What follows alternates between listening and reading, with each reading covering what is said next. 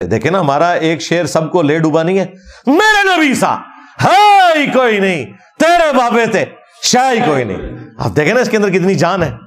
ہاں,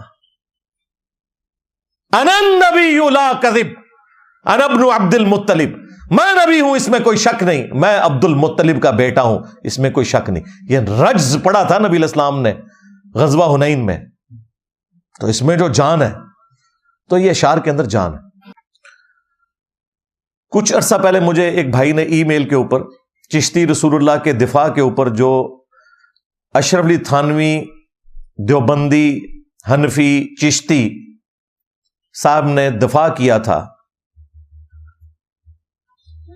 وہ دفاع جو ہے وہ ایک بک کی شکل میں انہوں نے جو کتاب لکھی تھی وہ مجھے بھیجا. پھر میں نے کنفرم کیا, پھر علماء دیوبند کو باقاعدہ میں نے وہ بک بھیجی کہ آپ کنفرم کریں. انہوں نے کہا جی یہ ہمارے بزرگوں نے کیا ہے, اور وہ پھر پریشان بھی ہو گئے کہ لو جی یہ مطلب ہے ہوں پھر اگلا لیکچر دیو گے تسی. میں کہا جی بالکل دیاں گے, اسی تے تیار بیٹھے ہیں. ہاں, سارے گاہک ساڈے کول ہی آندے نے. یعنی دیکھیں پھر بھی ان لوگوں کی جرت نہیں ہو رہی کہ یہ کہہ دیں کہ جی ہم لیکچر دینے سے پہلے ہی لانے برات کرتے ہیں اس کتاب سے یا ان بزرگوں سے. وہ ان کو توفیق نہیں ملنی, کیونکہ اللہ تعالیٰ نے انہیں ان کی گمراہی میں سرگرداں چھوڑ دیا ہے. سیدھی سی بات ہے. اس دین کے خلاف زمانے کی تبدیلیوں سے مختلف افکار, مختلف نظریات, مختلف فرقے پیدا ہوتے رہے. ایک زمانے تک ان کا ڈنکا بجا, ایک زمانے تک ان کے افکار جو ہیں دنیا کے دلوں پر مسلط ہوئے, اور یہ سمجھ میں آتا تھا کہ بھائی دیکھو جتنی نئی نسل ہے وہ ساری ان کے پیچھے جا رہی ہے, سب ان کے پیچھے بھاگ رہے ہیں. اور اس واسطے علماء حق ہیں یا جو متقدمین کے نام لیوا ہیں, جو سلف صالحین کے پیروکار ہیں, ان کو کچھ اپنے اندر تبدیلی پیدا کرنی چاہیے تاکہ ان نئے افکار کا کچھ مقابلہ کر سکیں. اگر وہ حضرات امام احمد بن حنبل اور امام بخاری انہوں نے اگر اس دباؤ میں آ کر اگر کوئی ادنا شوشہ بھی بدل دیا ہوتا تو آج دین اس صورت میں محسوس نہ ہوتا. تو ہر دور میں ایسے لوگ پیدا ہوتے ہیں اور ان کا ڈنکا بجتا ہے. ان کے بارے میں کہا جاتا ہے کہ بڑے مؤثر, ان کا کلام بڑا مؤثر ہے, لوگ ان کے پیچھے چل رہے ہیں. لوگ کہا جاتا ہے کہ یہ نئے افکار لے کر آئے ہیں اور نئے نظریات لے کر آئے ہیں, اور ان کے پیچھے چلنے والوں کی ایک فوج ہے جو ان کے پیچھے چل رہی ہے, اور یہ بیچارے پرانے لوگ سلف صالحین کے پیروکار یہ پیچھے رہ گئے ہیں اور وہ آگے بڑھ گئے ہیں. میرے بھائیوں, وہ جتنے آگے بڑھنے والے ہیں وہ بھی اسی طرح تاریخ کا حصہ بننے والے ہیں جیسے معتزلہ اور جہمیہ بنے تھے. لہذا کبھی اس بات سے مرعوب نہ ہونا کہ فلاں نظریہ جو ہے اس کا بڑا چرچا ہے, فلاں نظریہ بڑا پھیل رہا ہے, نوجوان نسل اس کی طرف جا رہی ہے, اس کے باتوں کے اندر بڑی تاثیر ہے. اس بات سے کبھی مرعوب نہ ہونا. یہ سارے نظریات, سارے افکار جو مان علیہ واصحابہ کے خلاف ہے, سب بچنے والے ہیں. ایک دن وہ بھی تاریخ کا حصہ بنیں گے جس طرح معتزلہ اور جہمیہ بن گئے. تو اس واسطے میں اس کتاب التوحید کو میں ایک سبق کے طور پر پڑھتا ہوں, سبق کے طور پر پڑھتا ہوں کہ دیکھو یہ سارے تھے کہاں گئے, آج بھی ہمارے سامنے کیسے نظریات ہیں, کیسے افکار ہیں, کیسے لوگ آ رہے ہیں, نئی نئی باتیں کر رہے ہیں. اس میں بڑی جدت ہے, اس کے بیان میں بڑی جدت ہے, اس کے بیان میں بڑی تاثیر ہے, اس کی تحریر میں بڑی جان ہے. یہ لوگ جو ہیں وہ اس کے پیچھے چل رہے ہیں, ڈنکا بجا ہوا ہے. کن کے بعد؟ نو تعلیم یافتہ قوم جو ہے وہ ان کے پیچھے چل رہی ہے. تو میرے بھائیوں جانے دو ان کے پیچھے, ہم تو اسی پر رہیں گے جو مان علیہ واصحابہ کا پیغام ہے. یہ سب مٹ جائیں گے, سب فنا ہو جائیں گے اور تاریخ کا حصہ بنیں گے. آپ نے, میں تو معتزلہ جہمیہ کی بات کر رہا ہوں, پاکستان ہمارے بر صغیر کے اندر دیکھو, تاریخ پر نظر ڈالو, تو ایک زمانے میں مشرقی صاحب کر رہے ہیں, ان کا ڈنکا بجا ہوا ہے, ان کی تحریریں پڑھی جا رہی ہیں, ان کے نظریات اپنائے جا رہے ہیں. جی آج کوئی جانتا ہے مشرقی صاحب کو؟ ان کی تحریر کوئی پڑھتا ہے؟ نہیں. تو غلام احمد پرویز صاحب تھے, ایک زمانے میں کہا جاتا تھا کہ بھائی علماء کے پاس ان کا توڑ نہیں ہے سوائے کفر کے فتوے. لیکن آج دیکھو کوئی پڑھتا ہے غلام احمد پرویز کی کتابیں؟ وہ قبائلیوں کے یہاں بک رہی ہیں. تو میرے بھائیوں اپنے آپ کو مان علیہ واصحابہ کا پیغام دینے والا بنو, اور کسی بھی ادھر ادھر کی تحریکوں سے, ادھر ادھر کے نظریات سے یہ نہ سمجھنا کہ اسلام میں آج ترمیم کی ضرورت پیش آ گئی ہے, اسلام کے ہمیں اپنے سلف صالحین کے طریقے سے بدلنے کی ضرورت پیش آ گئی ہے. کبھی دماغ میں یہ خیال نہ لانا. ان کا جو پڑھائی جاتی ہے نا, لوگ کہتے ہیں معتزلہ کو اب کیا پڑھیں اور جہمیہ کو کیا پڑھیں, تو میں تو کہتا ہوں پڑھو تاکہ پتہ چلے کہ کون کیا تھا اور کیا ہو گیا. جو دیوبندی مکتب فکر ہے, ان کے بڑے بزرگ جن کے اوپر پورا فرقہ کھڑا ہوا ہے, وہ انہیں حکیم الامت کہتے ہیں, اگرچہ بریلوی انہیں مریض الامت کہتے ہیں, لیکن چونکہ ان کے نزدیک تو وہ ایک رسپیکٹیبل پرسنالٹی ہیں. ہمارے حضرت حکیم الامت مولانا تھانوی رحمۃ اللہ علیہ کے سامنے ایک شخص نے کہا کہ جی احمد رضا بریلوی نے تو یہ بات لکھی ہے، اس طرح کہہ دیا۔ آپ جانتے ہیں کہ مولانا احمد رضا خان بریلوی جو ہیں انہوں نے ہمارے اکابر کے خلاف کفر کے فتوے دیے، تو حضرت نے ڈانٹا ہوں کہ تم ایسے نام کیوں لے رہے ہو بغیر کسی تعظیمی لقب، مولوی کہتے، مولانا کہتے، مولانا احمد رضا خان بریلوی کہتے، تم نے صرف احمد رضا خان بریلوی کیوں کہا؟ یعنی گویا اس کو بھی ان کی توہین سمجھا اور ٹوکا کہ ٹھیک ہے تمہارے خلاف دوسرے مسلک کے آدمی ہیں، ہمارے اوپر فتوے بھی لگائے، لیکن ہم اپنی زبان کو گندا نہیں کریں گے، ہم اپنی زبان سے ان کی توہین نہیں کریں گے۔ تو اللہ تبارک و تعالیٰ نے ہمارے اکابر کو ایسا بنایا کہ اپنی زبان کو ہمیشہ دائرے میں رکھیں۔ مولانا اشرف علی تھانوی صاحب المتوفا 1944 عیسوی بمطابق 1363 ہجری، یہ ان کی ڈیتھ کا ایئر ہے۔ تقی عثمانی صاحب درس حدیث دیتے ہوئے سینکڑوں کے مجمع میں اپنے بزرگوں کی تعریف بیان کر رہے ہیں اور کہتے ہیں دیکھیں اشرف علی تھانوی صاحب کے سامنے کسی نے احمد رضا بریلوی صاحب کو کہہ دیا کہ احمد رضا نے یہ لکھا ہے۔ ہمارے حضرت حکیم الامت مولانا تھانوی رحمۃ اللہ علیہ کے سامنے ایک شخص نے کہا کہ جی احمد رضا بریلوی نے تو یہ بات لکھی ہے، اس طرح کہہ دیا۔ آپ جانتے ہیں کہ مولانا احمد رضا خان بریلوی جو ہیں انہوں نے ہمارے اکابر کے خلاف کفر کے فتوے دیے، تو حضرت نے ڈانٹا ہوں کہ تم ایسے نام کیوں لے رہے ہو بغیر کسی تعظیمی لقب، مولوی کہتے، مولانا کہتے، مولانا احمد رضا خان بریلوی کہتے، تم نے صرف احمد رضا خان بریلوی کیوں کہا؟ اور ان کے ساتھ مولانا نہیں لگایا۔ اور پھر خود تقی عثمانی صاحب کہتے ہیں کہ حالانکہ آپ سب کو معلوم ہے کہ مولانا احمد رضا بریلوی صاحب نے ہمارے بزرگوں کے اوپر کفر کے فتوے لگائے ہوئے ہیں، اور ٹی وی میں آ کے یہ لوگ کہتے ہیں نہیں ہم ایک دوسرے کو مسلمان سمجھتے ہیں، کتنی دو نمبری ہے۔ اچھا، اور اس میں وہ کہتے ہیں کہ دیکھیں اشرف علی تھانوی صاحب کتنے اپ رائٹ تھے، انہوں نے اپنے اس مرید کو ڈانٹ دیا اور کہا کہ بھئی میرے سامنے احمد رضا بریلوی صاحب کا نام اتنی بدتمیزی سے نہ لو، اگرچہ انہوں نے مجھے کافر کہا ہوا ہے لیکن ان کے نام کے ساتھ مولانا تو کم از کم لگاؤ۔ یعنی گویا اس کو بھی ان کی توہین سمجھا اور ٹوکا کہ ٹھیک ہے تمہارے خلاف دوسرے مسلک کے آدمی ہیں، ہمارے اوپر فتوے بھی لگائے، لیکن ہم اپنی زبان کو گندا نہیں کریں گے، ہم اپنی زبان سے ان کی توہین نہیں کریں گے۔ اور اس پہ پھر تقی عثمانی صاحب پتہ کیا کہتے ہیں؟ دیکھیں اللہ نے ہمارے بزرگوں کو کیسا بنایا تھا، اللہ نے ہمارے بزرگوں کو ایسا بنایا تھا۔ تو اللہ تبارک و تعالیٰ نے ہمارے اکابر کو ایسا بنایا کہ اپنی زبان کو ہمیشہ دائرے میں رکھتے۔ لوگ بھی بڑے خوش ہوئے کہ واقعی دوسرے کافر کہہ رہے ہیں اور یہ ان کو رسپیکٹ دے رہے ہیں۔ تو تقی عثمانی صاحب یہ دو نمبری چھوڑ دیں، اللہ سے ڈر جائیں، آپ کو پتا ہے کہ آپ کے بزرگوں کو اللہ نے کیسا بنایا تھا۔ یہی اشرف علی تھانوی، اس نے المحند علی المفند کے اوپر سگنیچر کیے ہوئے ہیں، جس کتاب کا نام یہ ہے کہ اسی احمد رضا بریلوی کو المفند یعنی سٹھایا ہوا پاگل بابا کہا گیا، کتاب کا نام یہ ہے۔ پھر اشرف علی تھانوی صاحب جب سگنیچر کر رہے تھے انہوں نے اس کتاب کو نہیں پڑھا کہ کتاب کے نام میں احمد رضا بریلوی کو پاگل انسان کہا گیا ہے۔ نمبر 2، اس کے سٹارٹ میں انہوں نے کہا کہ احمد رضا بریلوی اور ان کی پوری جماعت ایک شیطانی لشکر ہے جو علماء دیوبند رضی اللہ عنہم پر حملہ آور ہوئے ہیں، جس طرح کے شیاطین حملہ آور ہوتے تھے انبیاء کے اوپر، یعنی کافر کہہ دیا، کیونکہ انبیاء کے اوپر شیاطین جو ہوتے تھے نا حملہ آور، وہ مسلمان تو نہیں ہوتے تھے نا، کافر ہی ہوتے تھے نا، وہ تو اللہ ان کی حفاظت کرتا تھا۔ پھر انہوں نے اس وقت کے صوفی جو تھے عرب میں بیٹھے ہوئے انہیں سیٹسفائی کرنے کے لیے کہا کہ خوارج کی جماعت ہے یہ جو اہل حدیث وہابی فرقہ ہے، محمد بن عبد الوہاب صاحب کو لکھا خارجی۔ جب تم اہل حدیث کو خارجی کہو، تم احمد رضا بریلوی کو وہ شیطانی لشکر کہو کہ جس طریقے کے شیاطین حملہ آور ہوتے تھے انبیاء کے اوپر، اس کے بعد تم یہ دعویٰ کرو کہ اللہ نے ہمارے بزرگان دین کو ایسا بنایا تھا، اللہ نے ہمارے کافرین کو ایسا بنایا تھا. اللہ نے تمہارے کافرین کو ایسا نہیں بنایا تھا. اللہ نے تو ٹھیک بنایا تھا، وہ خود جو ہے نا وہ پھر پستی میں گر گئے. وہ اپنے مخالفین کو المفند کہتے تھے، وہ اپنے مخالفین کو شیطانی لشکر کہتے تھے. ہاں، وہ اپنے مخالفین کو خوارج کی جماعت کہتے تھے.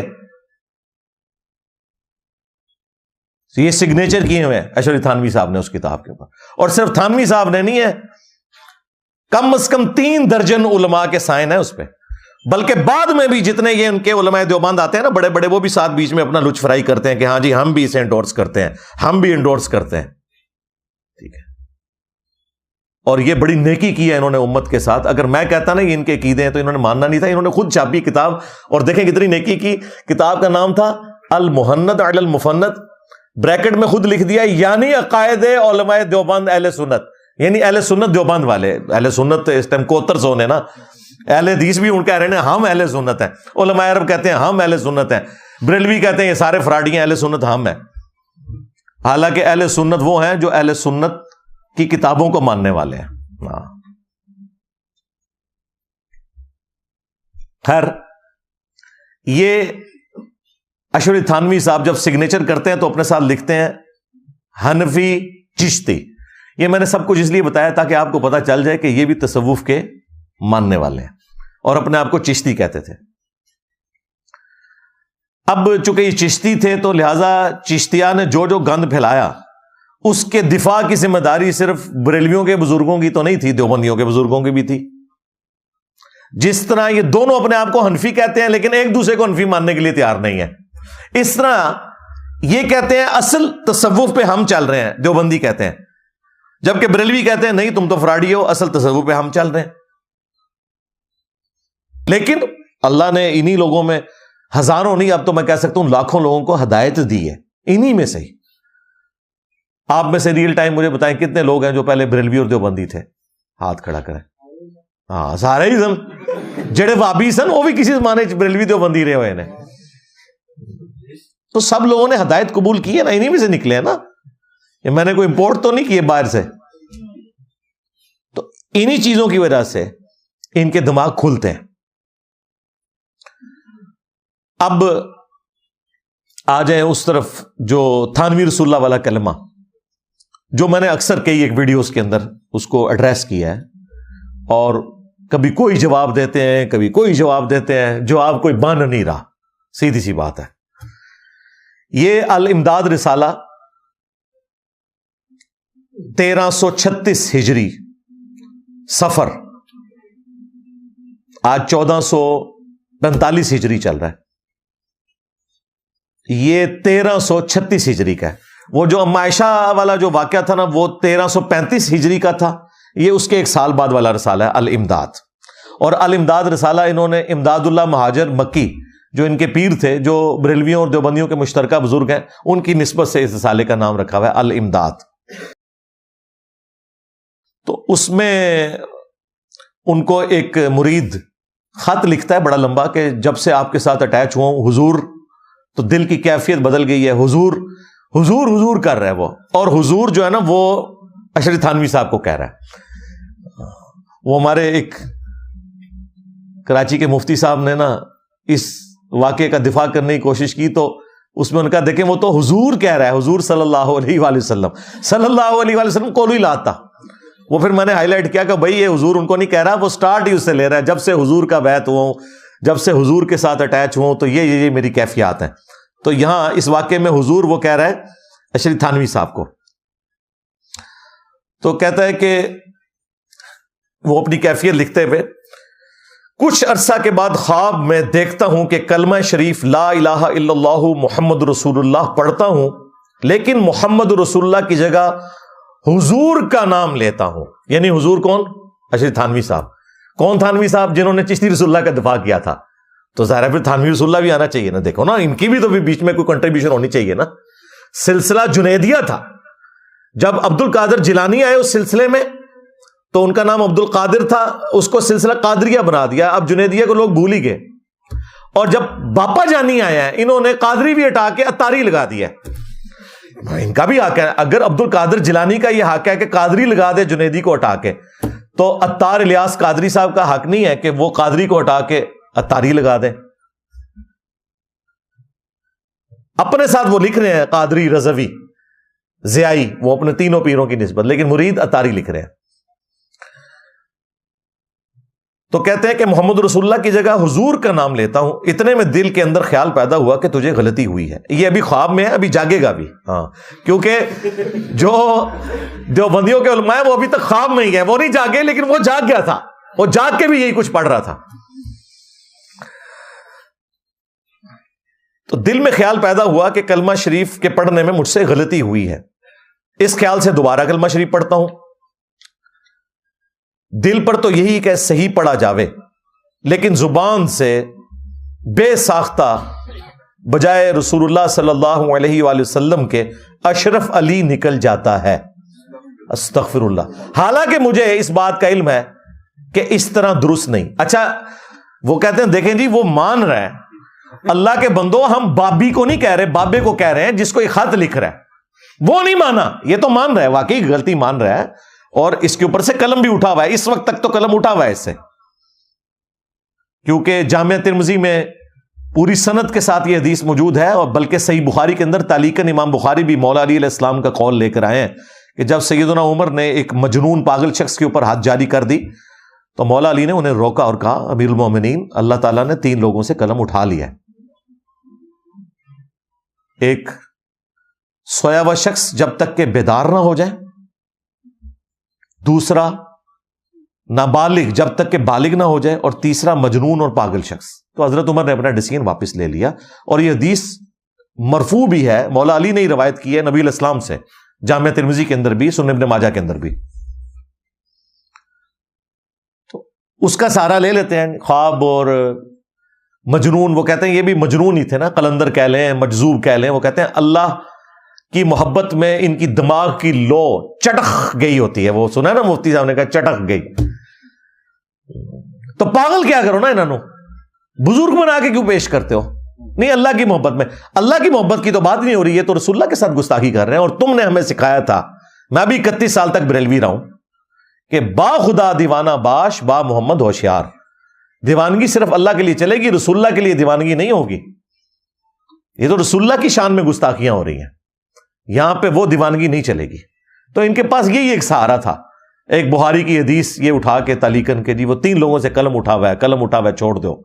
اور بھائی اس سے تو قلم اٹھ گیا, اس کے پیر کو تو حیا ہونی چاہیے تھی, جب اسے یہ لکھا گیا تو وہ اسے توبہ کرواتا کہ تو خواب میں بھی پڑھ رہا ہے اور بیداری میں, اس سے نہیں اس نے پڑھا ہے. یہ ایک ان کے پاس لیم ایکسکیوز ہے, 3 لوگوں سے قلم اٹھا ہوا. دوسرا ان کے پاس مسلم شریف کی وہ حدیث ہے, تو میرا بندہ میں تیرا رب. وہ جو ایک بندے کی زبان لڑکھڑا گئی, وہ بھی مثال کے طور پہ نبی الاسلام نے بیان کیا ایک توبہ قبول کرنے والے کی, اور اس میں الفاظ ہیں من شدت الفرح, خوشی کی شدت کی وجہ سے اس شخص کی زبان لڑکھڑا گئی. یہ نہیں کہ اس نے پڑھوایا خود تھانوی رسول اللہ یا چشتی رسول اللہ یا صادق رسول اللہ یا کوئی اور رسول اللہ, نعوذ باللہ من ذالک. اور وہ ایک واقعہ تھا, اور اس میں موجود تھا کہ خوشی کی شدت کی وجہ سے کہنا وہ چاہ رہا تھا, یہ نکل گیا. یہ نہیں ہے کہ اس کا دفاع ہوتا رہا اور یہ ہوتا رہا, کوئی لینا دینا نہیں. میں کافی دفعہ اس کو بریف کر چکا ہوں. اور تیسرا ان کے پاس دفاع ساری کتابیں تبدیل ہو گئی ہیں, وہ تو میں نے ختم کر دیا, کتابیں کوئی نہیں بدلیاں. احمد بریلوی سے بھی ثابت ہو گیا, پیر میر علی شاہ صاحب سے بھی ثابت ہو گیا, اشرف تھانوی صاحب سے بھی ثابت ہو گیا. ان لوگوں کے قلم کی سیاہی تو ابھی خشک بھی نہیں ہوئی ہے. اب کہاں بھاگو گے؟ پرانوں کو تو کہہ لو گے کتابیں بدل گئیں, اس کا مطلب ہے ان کے زمانے تک بھی کتابیں نہیں بدلی ہوئی تھیں. ان بزرگوں نے اگر اپنے زمانے میں 8 سے 100 سال پہلے دفاع کیا ہے تو ان کے زمانے کی کتابوں میں موجود تھا, ان کے دماغ میں کیوں نہیں آیا کتابیں بدل گئی ہیں؟ دیکھو کتنے گیا میرا دماغ. بھئی جب تھانوی صاحب دفاع کر رہے تھے 1944 میں فوت ہوئے ہیں, 100 سال پہلے وہ بندہ دفاع کر رہا تھا, اس وقت تک اس کے دماغ میں تو نہیں آیا کہ کتابیں بدل گئی ہیں. جب پیر میر علی شاہ صاحب تحقیق الحق فی کلمت الحق میں دفاع کر رہے تھے 1937 میں وہ فوت ہوئے ہیں, 100 سال پہلے ان کے دماغ میں تو نہیں آیا کہ یہ بدل چکی ہیں. جب 1921 میں فوت ہونے والے احمد بریلوی صاحب فتاوی رضویہ کے اندر سبع سنابل کی تعریف کر رہے تھے, جس میں چشتی رسول اللہ لکھا ہے, اور نہ صرف تعریف کہہ رہے ہیں رسول اللہ کی بارگاہ میں مقبول ہے, اس وقت ان کے دماغ میں تو نہیں آیا تھا. نہیں وہ اعلیٰ حضرت نے لکھا ہے چشتیہ کی کتابیں بدل گئی ہیں. سرکار انہوں نے باقی کتابوں کا ذکر کیا ہے, سبع سنابل کا ذکر نہیں کیا. ہاں چشتی رسول اللہ تو اس میں لکھا ہوا ہے. بند گلی میں تم چلے جاؤ گے, بہتر یہ توبہ کرو, جنت کا راستہ تمہارے لیے کھلا ہے انشاءاللہ تعالی. ہم آپ کو یہ نہیں کہیں گے کہ آپ جو ہیں وہ جونیئر مسلمان ہیں اور ہم سینئر مسلمان ہیں, ہم رسپیکٹ کریں گے, بلکہ آپ کے لیے ڈبل اجر ہوگا اگر آپ حق کو قبول کریں. اچھا اب وہاں واپس آ جائیں. وہ کہتے ہیں کہ جی بے ساختہ جو ہے وہ اشرف علی نکل رہا ہے. حالانکہ مجھے اس بات کا علم ہے کہ اس طرح درست نہیں, لیکن بے اختیار زبان سے یہی کلمہ نکلتا ہے. 2-3 بار جب یہی صورت ہوئی تو حضور کو اپنے سامنے دیکھتا ہوں.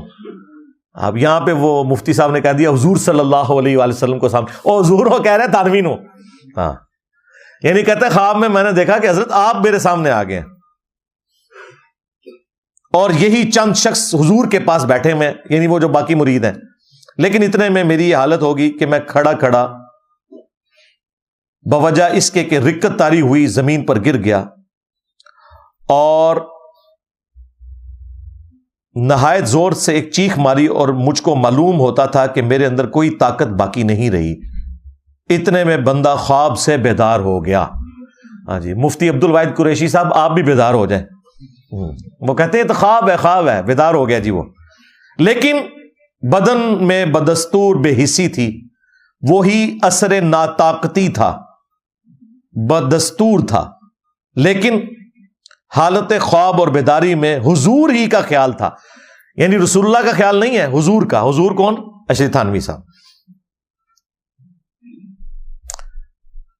لیکن حالت بیداری میں کلمہ شریف کی غلطی پر جب خیال آیا تو اس بات کا آمادہ ہوا کہ اس خیال کو دل سے دور کیا جاوے, اس واسطے کہ پھر کوئی ایسی غلطی نہ ہو جاوے.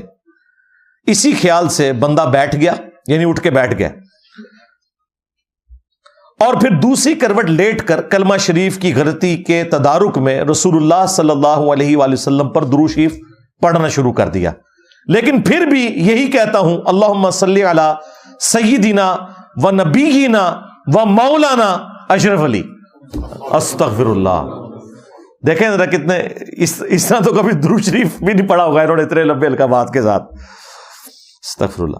حالانکہ اب بیدار ہوں, خواب نہیں ہے, لیکن بے اختیار ہوں. بالکل جی بے اختیار ہے تو کیا کی نسی بہت ہو جا کے اے فیض تو لبنا سی. مجبور ہوں, زبان اپنے قابو میں نہیں.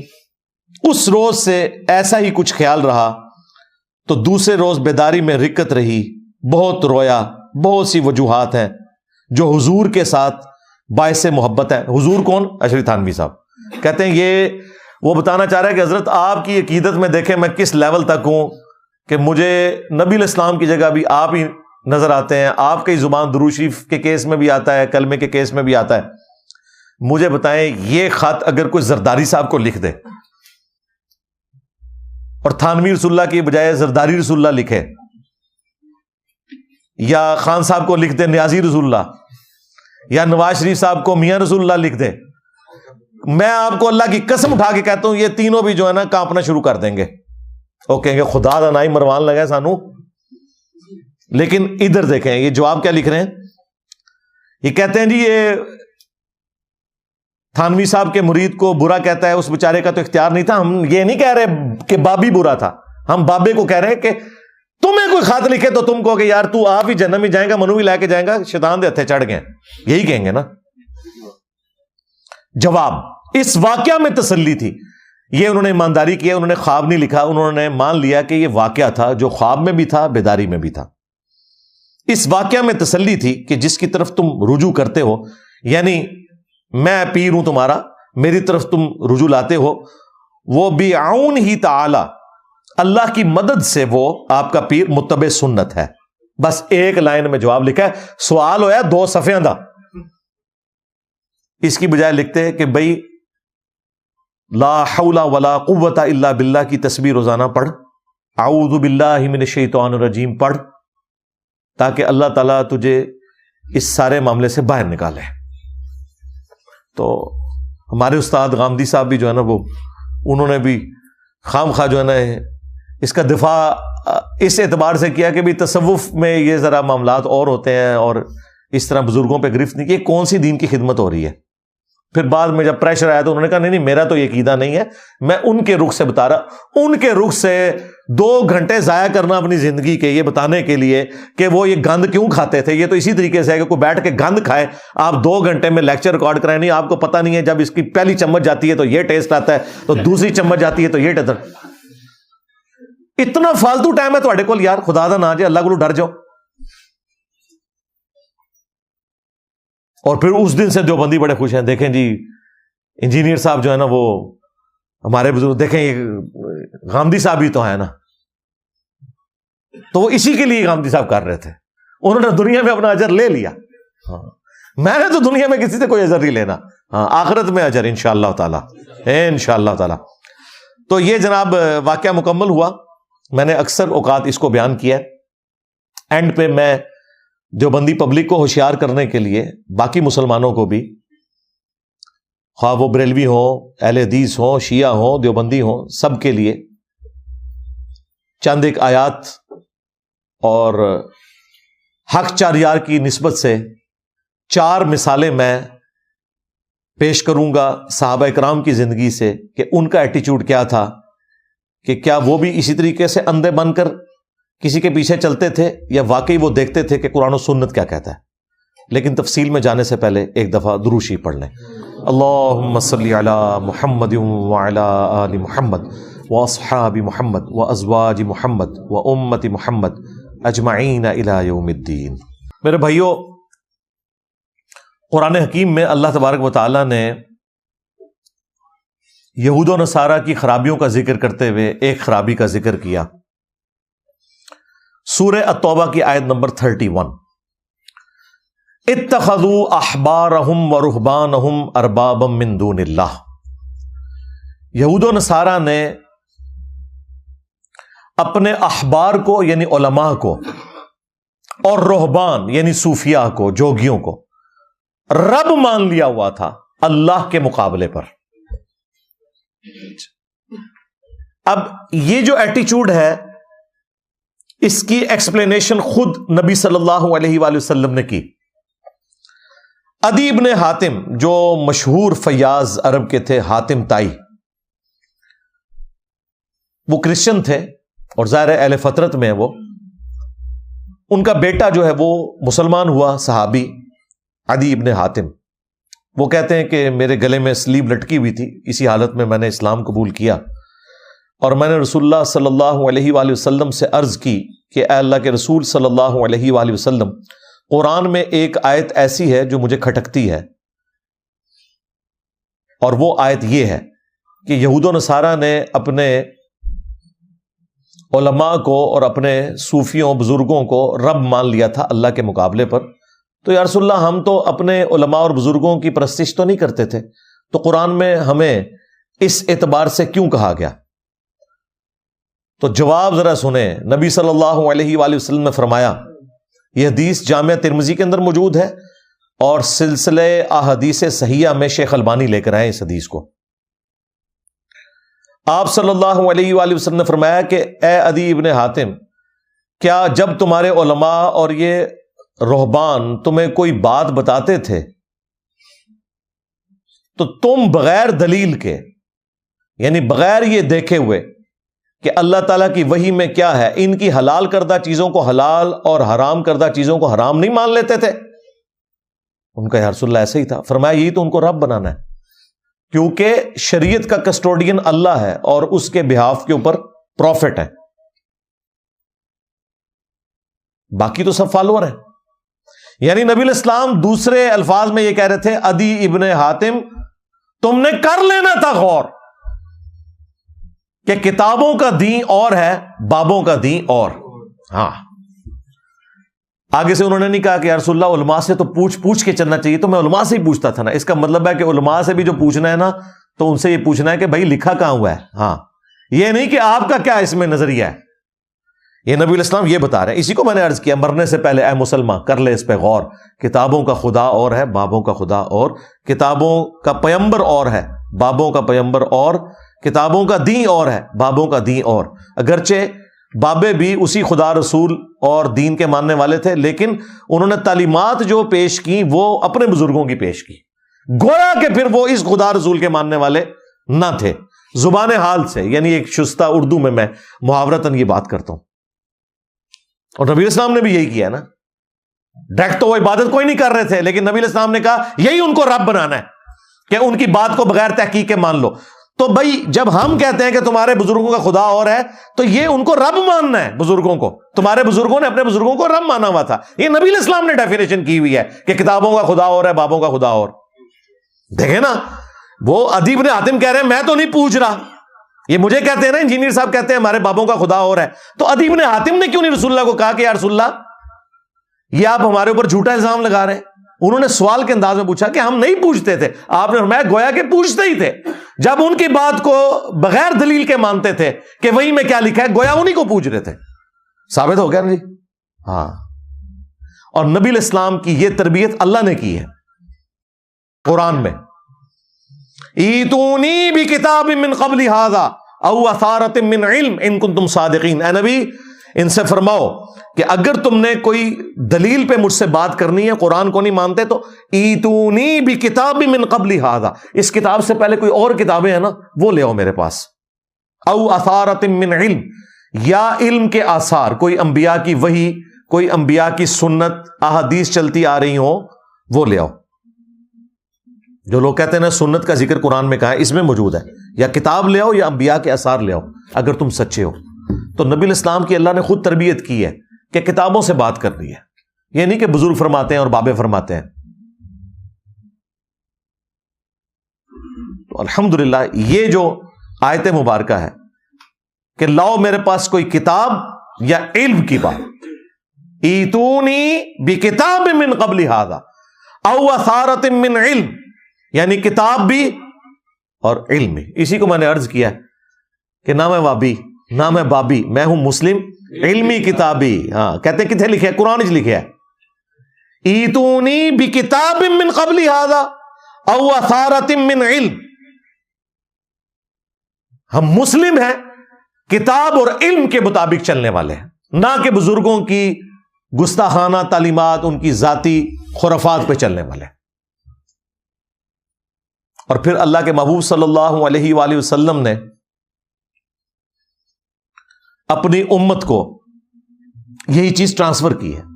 المستدرک للحاکم میں حدیث موجود ہے. اپنے بعد دو چیزیں چھوڑ کے جا رہا ہوں جنہیں مضبوطی سے پکڑ لو گے کبھی گمراہ نہیں ہوگے. ایک اللہ کی کتاب ہے اور دوسری اس کے رسول کی سنت صلی اللہ علیہ وآلہ وسلم. اور صحیح مسلم میں اوپر تلے 4 احادیث ہیں، اس میں قرآن اور اہل البیت کا ذکر ہے. 2 بھاری چیزیں چھوڑ کے جا رہا ہوں. پہلی چیز اللہ کی کتاب ہے، اس میں ہدایت ہے، اس میں نور ہے. تم اللہ کی کتاب کو پکڑو، اپنا تعلق اس کتاب کے ساتھ مضبوط کرو.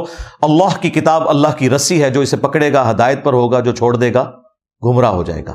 وَاعْتَصِمُوا بِحَبْلِ اللَّهِ جَمِيعًا وَلَا تَفَرَّقُوا، تم سب کے سب مل کر اللہ کی رسی کو مضبوطی سے تھام لو اور فرقوں میں مت بٹو. تو نبی علیہ السلام نے اس آیت کی تشریح خود کر دی کہ اللہ کی رسی کیا ہے؟ قرآن. اور دوسری بھاری چیز میرے اہل البیت ہیں، میں اپنے اہل البیت کے معاملے میں تمہیں اللہ کا خوف دلاتا ہوں. اور یہ جملہ آپ نے 3 دفعہ ریپیٹ کیا کہ میں اپنے اہل البیت کے معاملے میں تمہیں اللہ کا خوف دلاتا ہوں. مراد یہ کہ میرے بعد ان کے ساتھ حسن سلوک کرنا. امت بالکل الٹ چلی، نہ قرآن کو پکڑا اور نہ اہل البیت کو زندہ چھوڑا، بالکل الٹ چلی. سورۃ النساء میں ایک بڑی زبردست آیت مبارکہ ہے، 59 نمبر. یا ایھا الذین آمنوا اطیعوا اللہ واطیعوا الرسول، اے اہل ایمان اطاعت کرو اللہ کی اور اطاعت کرو اس کے رسول کی. وَأُولِي الْأَمْرِ مِنْكُمْ، اور اپنے حکمران کی بھی. لیکن حکمران کے ساتھ اطاعت کا لفظ نہیں آیا. یہ فرق کیوں اللہ نے کیا؟ تاکہ یہ پتہ چل جائے کہ ایبسولوٹ اطاعت اللہ اور اس کے رسول کی ہے، حکمران کی ریلیٹو ہے. اطاعت کا لفظ اللہ کے ساتھ بھی آیا، رسول کے ساتھ بھی، اطیعوا اللہ و اطیعوا الرسول، لیکن پھر تیسری دفعہ اطیع کا لفظ نہیں آیا. ویسے تو دوسری دفعہ بھی ضرورت نہیں تھی.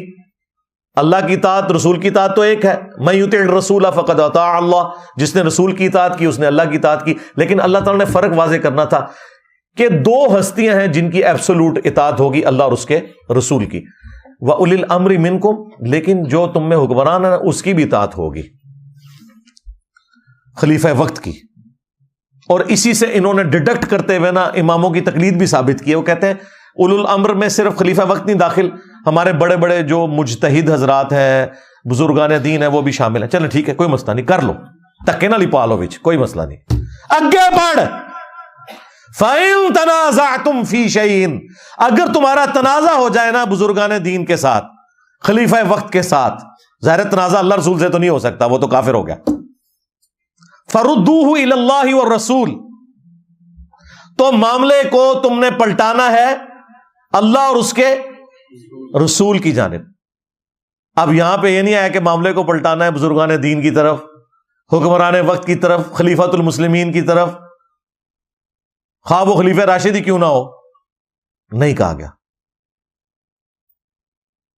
وہ میں آپ کو بعد میں مثال دوں گا کہ خلیفہ راشد نے بھی جہاں کہیں قرآن و سنت سے وہ ہٹے تو باقی صاحب نے ان کی اصلاح کر دی، اگرچہ خلیفہ راشد کے لیے تھا علیکم بسنتی و سنت الخلفاء راشدین المہدیین، لیکن اس کا مطلب کسی صحابی نے یہ نہیں لیا کہ خلیفہ راشد اگر قرآن و سنت کے خلاف کوئی فیصلہ کرے، بدنیتی کے اوپر نہیں، انجانے میں، تو ہم نے اس کے پیچھے چلنا ہے. نہیں، اس کی بھی اصلاح کرنی ہے. فَإِن تَنَازَعْتُمْ فِي شَيْءٍ، اگر تنازع ہو جائے تمہارا کسی معاملے میں تو معاملے کو پلٹانا ہے اللہ اور اس کے رسول کی طرف. إِن كُنتُمْ تُؤْمِنُونَ بِاللَّهِ، اگر تم اللہ پر ایمان لاتے ہو، وَالْيَوْمِ الْآخِرِ، اور آخرت کے دن کے اوپر ایمان لاتے ہو. ذَلِكَ خَيْرٌ وَأَحْسَنُ تَأْوِيلًا، اسی میں تمہاری خیریت ہے اور اسی کا انجام بہتر ہونے والا ہے کہ معاملے کو تم نے اللہ اور اس کے رسول کی طرف لوٹانا ہے. اگر حکمران وقت سے یا کسی بزرگ سے بھی جھگڑا ہو جائے تو اس سے واضح اشارہ مل گیا، بلکہ حکم مل گیا کہ ایبسولوٹ اطاعت اللہ اور اس کے رسول کی ہے عز و جل و صلی اللہ علیہ وآلہ وسلم، باقی سب کی ریلیٹیو ہے، ان کی نسبت سے ہے. اب میں آپ کو پریکٹیکلی اس کی حق چار یار کی نسبت سے 4 مثالیں دوں گا اور اسی پہ اپنی گفتگو کو کنکلوڈ کروں گا. پہلی مثال صحیح بخاری اور صحیح مسلم دونوں کے اندر موجود ہے. نبی علیہ السلام کی مبارک زندگی میں آپ نے ایک انصاری صحابی کو امیر مقرر کیا، ایک قافلہ کوئی روانہ کیا، کوئی جماعت بھیجی، ان کے اوپر ایک انصاری امیر لگایا. راستے میں اس امیر کو غصہ آیا تو اس نے اپنے سب آرڈینیٹس کو حکم دیا کہ لکڑیوں کا ایک بہت بڑا الاؤ جلاؤ، اور وہ جب جل گیا تو اس نے کہا کہ دیکھو میری اطاعت رسول اللہ کی اطاعت ہے اور رسول اللہ کی اطاعت اللہ کی اطاعت ہے، اور میری نافرمانی رسول اللہ کی نافرمانی ہے اور رسول اللہ کی نافرمانی اللہ کی نافرمانی ہے. میں تمہیں حکم دیتا ہوں کہ اس آگ میں چھلانگ مارو. اب وہ کوئی حنفی شافی مالکی حنبلی تو نہیں تھا، حالانکہ مجھے بتائیں یہ بڑے بڑے امام کیا اس انصاری صحابی کے برابر ہو سکتے ہیں جسے رسول اللہ نے امیر بنایا ہو؟ لیکن وہ آگے جو تھے نا وہ بھی تربیت یافتہ تھے نبی الاسلام کے. انہوں نے کہا کہ ہم آگ سے بچنے کے لیے ہی تو رسول اللہ کے دامن کرم میں آئے تھے، تو ہمیں دوبارہ اسی آگ میں پھینک رہے، ہم یہ تیری بات نہیں مانیں گے.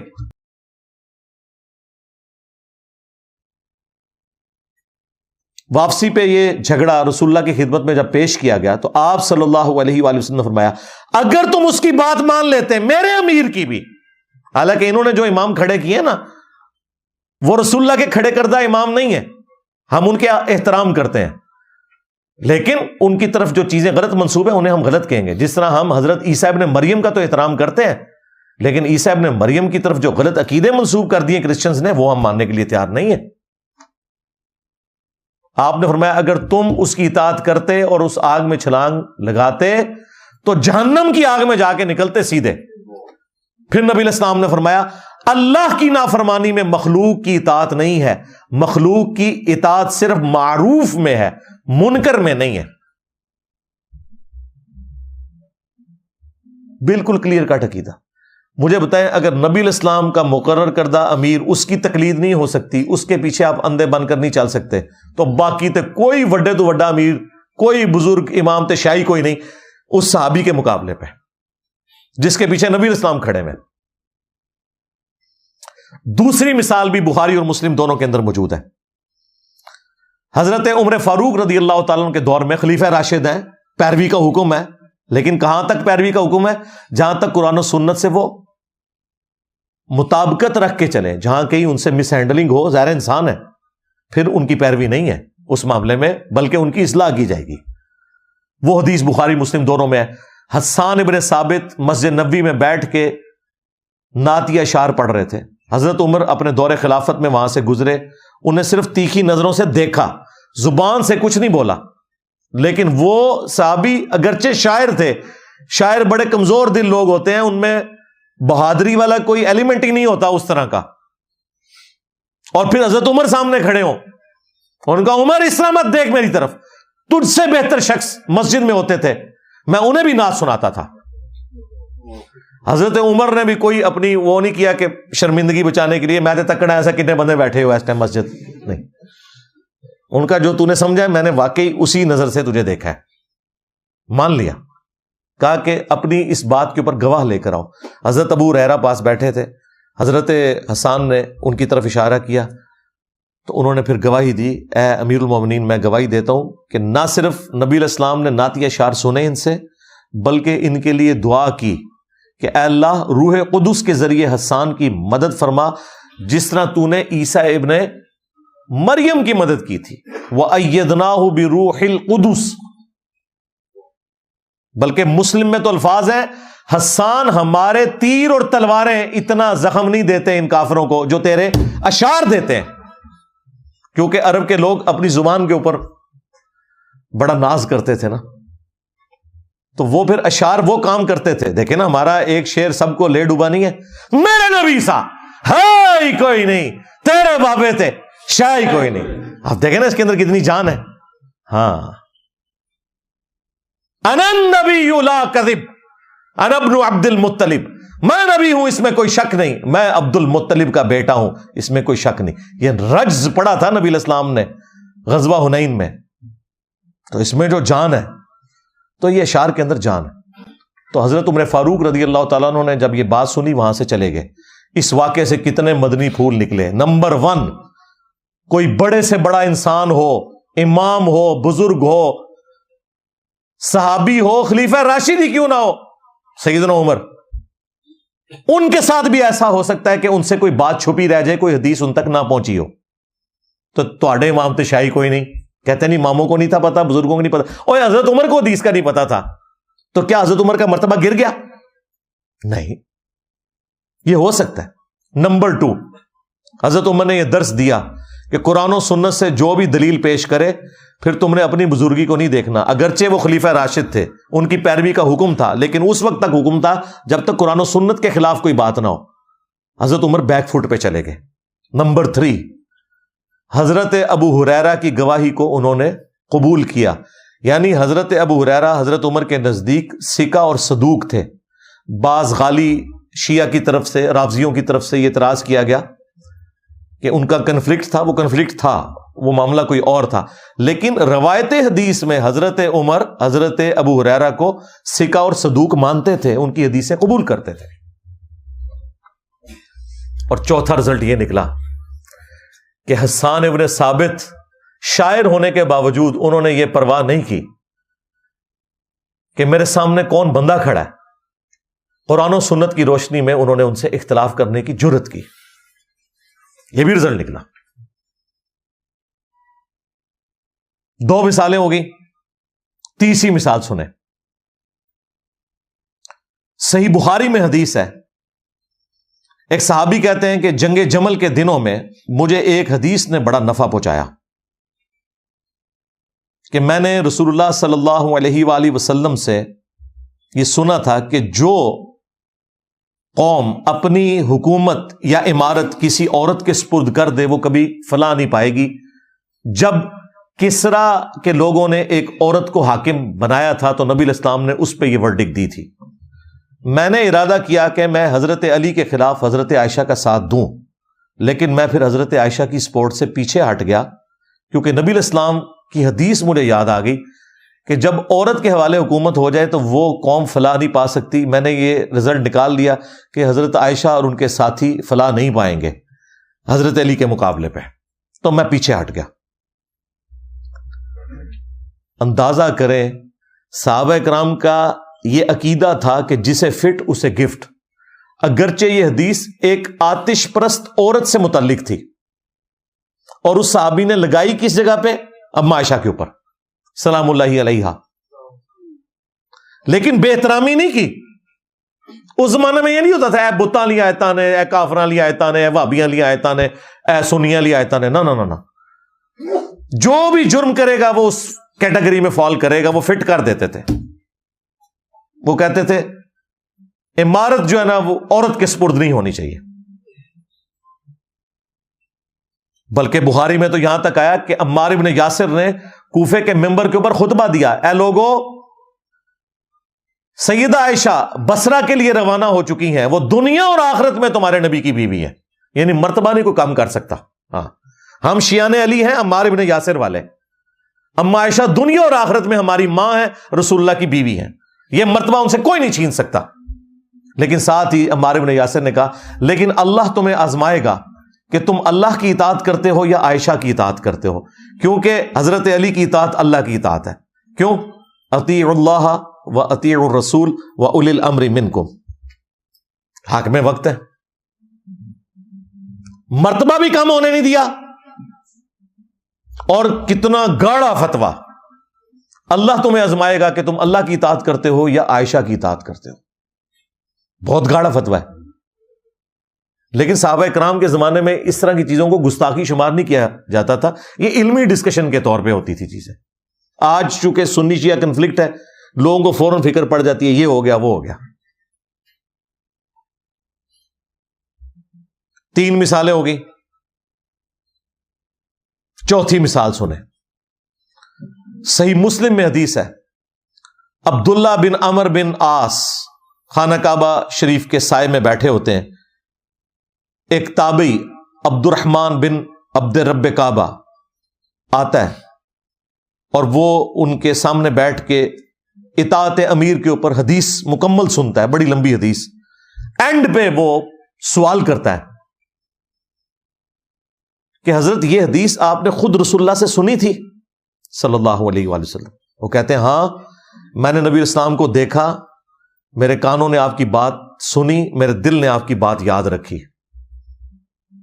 اس نے آگے سے پھر وہ بات کی جو ان کے لیے ذرا ہضم کرنا مشکل ہے۔ اس نے کہا آپ تو ہمیں کہہ رہے ہیں اپنے امیر کی اطاعت کرو، اور آپ کے چچا کا لڑکا معاویہ ابن ابی سفیان جو ہمارے امیر ہیں اور آپ کے چچا زاد ہیں، وہ تو ہمیں حکم دیتے ہیں ہم لوگوں کو ناحق قتل کریں اور لوگوں کا مال حرام طریقے سے ہڑپ کریں، جبکہ اللہ قرآن میں کہتا ہے۔ اس تابعی نے صحابی کو آیت سنائی، سورۃ النساء کی آیت نمبر 29، یا ایھا الذین آمنوا لا تأکلوا اموالکم بینکم بالباطل، اے اہل ایمان حرام طریقے سے ایک دوسرے کا مال مت ہڑپ کرو۔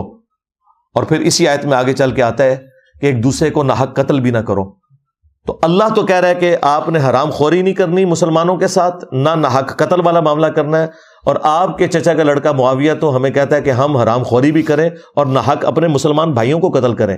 ہم اللہ کی بات مانیں یا اپنے امیر کی؟